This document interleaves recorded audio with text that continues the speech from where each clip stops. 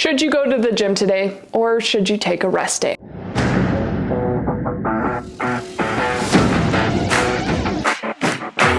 Hi, I'm Sarah from Send Edition, and welcome to 3 Minute Thursday, the show where we talk about all things climbing in under 3 minutes every Thursday. And in today's video, we are talking about the common signs that you should probably take a rest day instead of going to the climbing gym. Without further ado, let's put time on the clock. There is a point where your body starts to decrease in its performance because it can't handle any more climbing. You don't want to get to that point, which is why every climbing coach recommends rest days. As a beginner climber, you should probably only be climbing 3 to 4 days a week, depending on how intense and how long your climbing sessions are. That being said, the older we get, it's likely that you'll need even more rest. When I refer to rest days, I don't mean you have to stay in bed all day. I'm actually referring to not going to the climbing gym, not doing a hangboard session or campus boarding or anything like that. Oftentimes you can do things like go on a bike ride, go running or something like that. That being said, everyone should have at least 1 day a week where they have total rest. That's when you are not lifting weights or going on a run. You are allowing your body to fully recover. Just because you have one of these symptoms doesn't mean you need to take a rest day, but if you have 2 or 3 of these symptoms, then yes, maybe you should take a rest day. Symptom number 1 is sore muscles. And this was interesting for me to learn because when I was growing up, I did things like conditioning for sports like basketball. And during that conditioning season, you can bet probably 85% of the time I was sore. If your body is constantly sore, it's going to get to a point where that soreness turns into injury. So you need to be careful with this. Symptom number 2 is fatigue. And a lot of this is because you're overworking your body and it can't handle anymore. When you are considering climbing and you feel like crap and you just want to go to bed, it's possible that you actually should just go to bed. And a common thing that coaches recommend when they start noticing that their clients have that fatigueness is they start asking them to create a journal where they keep track of how much sleep they're getting, what food they're eating. That way they can see, are they exercising too much? Are we climbing too much? Or maybe you're not getting enough fuel in your diet, that kind of thing. So pay attention. Just because you're feeling fatigued doesn't mean that you're climbing too often. It may mean that something else in your life needs to be changed as well. Number 3 symptom is probably the most important symptom and one that you should not overlook. It is pain, especially pain in your tendons, your fingers, your elbow, your shoulder, anything like that. Tendons take forever to recover, whether that's a sharp pain or maybe a dull pushing pain or something like that. Take a step back and consider, is this a pain in my tendon? Did I hurt myself? And what do I need to do to recover? So pain is one of those things that even if you don't have any of the other symptoms, you may want to take a rest day. Symptom number 4 is probably one of the most common reasons why coaches recommend that you add another rest day to your training regimen, and that is that you are having a reduce in performance. A lot of times we go through training where we recognize we are getting so much better, we're getting so much stronger, and then all of a sudden that starts to taper off. Either we plateau or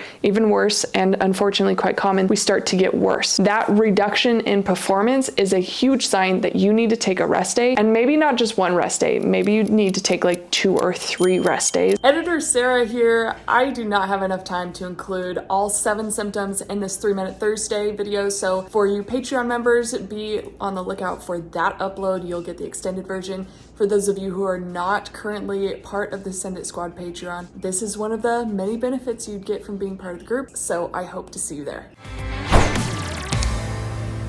Comment highlight for this week is from Christopher Halberg, and he said, do you have any recommendations for how many climbing sessions per hour I should be attempting? I want to get my beginner mileage in and build strength when I'm at the gym. I seem to be hitting the wall way more frequently than other climbers. Hi Christopher, thank you so much for your comment. And this is a really interesting question. It actually depends on how intense your climbing session is, what your goals are during that climbing session. For example, if you're trying to build your endurance, then you're going to want to be on the wall as much as possible.